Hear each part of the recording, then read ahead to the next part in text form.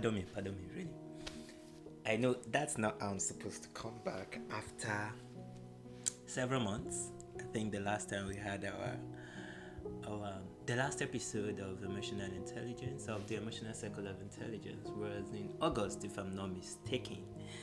And I've been thinking for the past couple of minutes, how am I going to say, like, what's going to be my opening word, my icebreaker, but I just can't seem to find any, so why don't we just flow with it? So ladies and gentlemen, I want to welcome us back to the first episode of the emotional circle of intelligence in 2022. God, thank you guys for your patience with me, man. Like, thank you for I still go back on Anchor and I still see that people just pop in once in a while to listen. Like, I see my listeners increasing. It's encouraging. And I think it was just last week or thereabouts I said that I just need one more person to ask me, and I got a lot of persons saying, when is your next podcast, and here we are. Y'all are the real MVPs. So I want to welcome every one of us to the emotional circle of intelligence. If you're just joining us for the first time, I am your host, Timmy Dayo, and if you feel free to call me Aditi, that's my name. Is one person, same person, with amazing names. Please pardon me.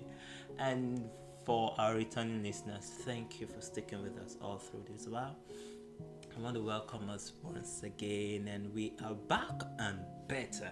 My editor has amazing things in store, like really crazy things that has been busting my head. Okay, no, I don't want to raise your hopes, but I think he has a lot of things in store, and you just be ready for it. But I promise, right? I promise, and I've promised, but I promise this time around we're gonna stay consistent.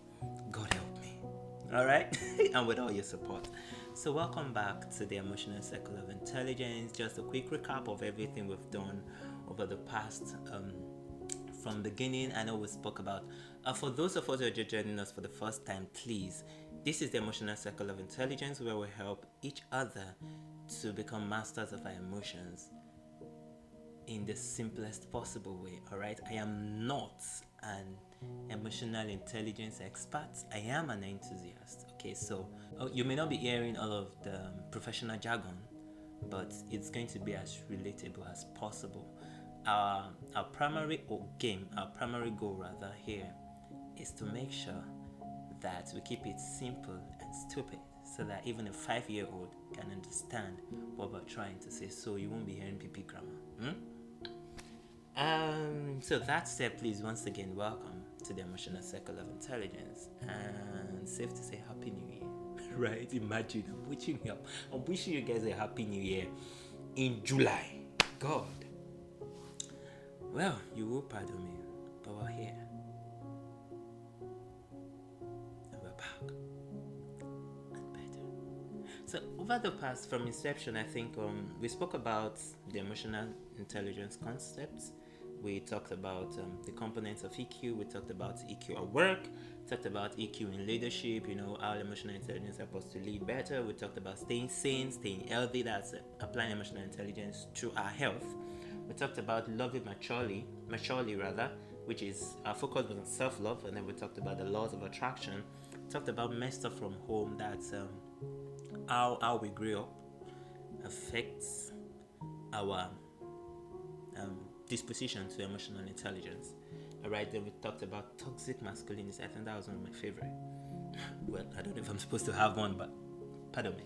And we talked about fear of abandonment, part 1 and 2. Alright, I think that was the last thing we did before the long sabbatical, but we're back. And today, so if you're joining us for the first time, or you need a refresher, please feel free to listen. You're here now. This is Anchor. That's why you're here. That's why you're hearing my voice. So you can listen on Anchor. You can listen on Apple Podcast. You can listen on Google Podcast. You can listen on Overcast, Radio Public, Spotify. Well, everywhere. Pardon me, like MTN, right? So today, without further ado, the new goal is to make sure that we stay consistent and make sure that we keep it we'll try to stay within time, because it's not easy to burn your data and listen to one guy's amazing voice. But yeah, I know, and I think my voice is amazing, right? But to listen to one guy's voice, for 20 minutes straight. So we're keeping it under this time around. And today, what are we talking about? How do we start? Let's start with a bang. Let's talk about self-preservation. Right. And how did we come about this? I think a lot has been happening out lately, right? On social media, you see a lot of bad news. You see a lot of meltdowns, mental breakdowns, and all of that. And I think it is important, or it is necessary, that at this point in time, I talk about this thing that can help us to stay afloat. Not just help us stay afloat, but help us to thrive. All right. So, what is self-preservation? You might want to ask. Simple definition is the ability to keep yourself alive, protect yourself from harm and death. Yeah, it's not just injury and death. So there is an extreme to it. So evolution over time, the only reason we're still alive is because people preserve themselves, people form social structures, and people build relationships and procreated. Alright, so that's how important self-preservation is. It's part of the 3 basic instincts of life. Well, feel free to call it survival instincts. Okay, that thing in you, that's that adrenaline push that either makes you flee or fight, flight or fight, or fight rather. Oh God, English is terrible. So that either makes you run for your life or fight for your life. Okay, that is the natural instinct in every man. But how does this apply to our emotions? Because it's not every day that you see a fierce Rottweiler charging at you. Alright? But the truth is, there are forces, permit me to use the word, there are contentions against our mental sanity every day, going from traffic to a terrible boss to just a bad day, or one person just trying to mess up your day, or running out of gas, or if you're in this part of the world, or the long queue to board a car, to board a vehicle, or to get fuel at the gas station. Alright, so many things are sufficient, right, to mess your day up. But you have to preserve yourself from them, because the truth of the matter is, if anything bad happens to you, the world doesn't stop. You're not Joshua. The world doesn't stop. It keeps moving like a snap. So self-preservation is you getting to that point in your life that you just admit that, okay, at this point I need to relax. I need to step on the pedal. I need to press it a little more and calm down. Because if you don't, you will crash. And when you do, you will regret it. That is if you live to tell the story. Okay, you don't have to get to your breaking point before you break. You don't necessarily have to. That is what I have come to tell you.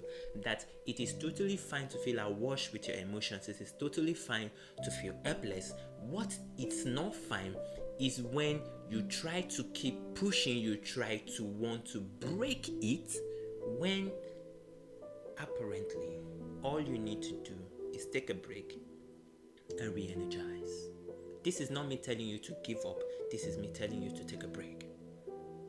Alright? Protect your sanity, protect your emotions. Okay? You get the drift, right? So now you're telling me, Dayo, how do you do this? Right? We don't just highlight the problems. We try to provide simple solutions. And don't forget, right? Don't forget that self-preservation is the key to happiness.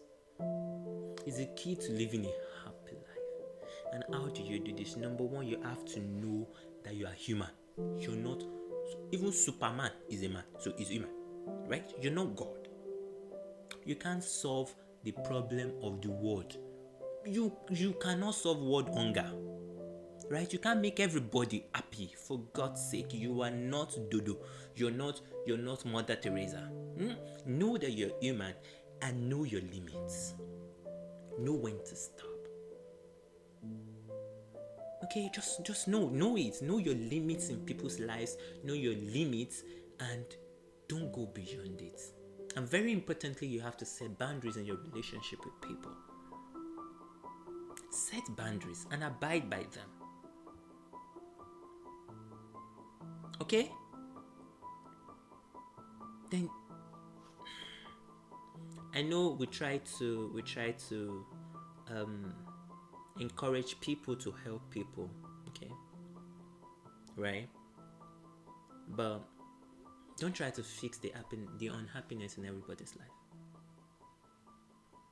Don't try it. You will wear yourself out.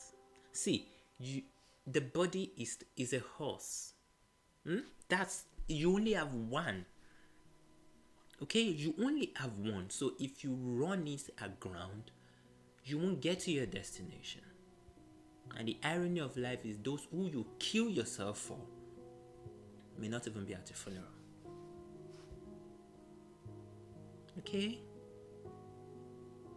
Now I'm going to talk about the most important way of preserving yourself, of self-preservation, emotional self-preservation. And I had to keep it to the last. And it is, you come first. Always know that you are number one. If you're a religious person, the supreme being you believe in is number one. And then you go next. You in terms of human relationship, you are number one. You come first. Always put yourself first. Because that is the only way you can look out for yourself. That is the only way you can help people. If you put yourself, I think we have an entire I think that was when we spoke about self-love, right? So always put yourself first. It is you. Please see this as me encouraging you to be selfish a little. Like when it comes to yourself, please don't even be selfish a little, be selfish. When it comes to protecting your sanity, when it comes to protecting your health, when it comes to protecting your mental health, when it comes to protecting everything about you, be selfish. Preserve it. Because if you're not mentally healthy enough, if your mind is messed up, your body is only a matter of time. Your body will be a wreck. And if your body is a wreck, you can't do that philanthropy you want to do. You can't be there for everybody. You can't put smiles on people's faces. In all that you do, just understand that in the bid to be Rapunzel of this world, in the bid to be the Rapunzel of this world, in the bid to be whatever it is, that is your life's work. Whoever it is, however you want to reach out to people, that in the bid to be that. If you're not in a healthy place, mentally and physically, you won't be able to do that. And the world will continue.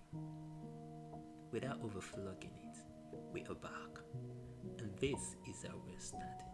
A lot of things is happening in the world today. Feel free to know your limits, to know when to stop, and to always put yourself first. That is what I am preaching. That is what I am screaming. Preserve yourself, preserve your sanity.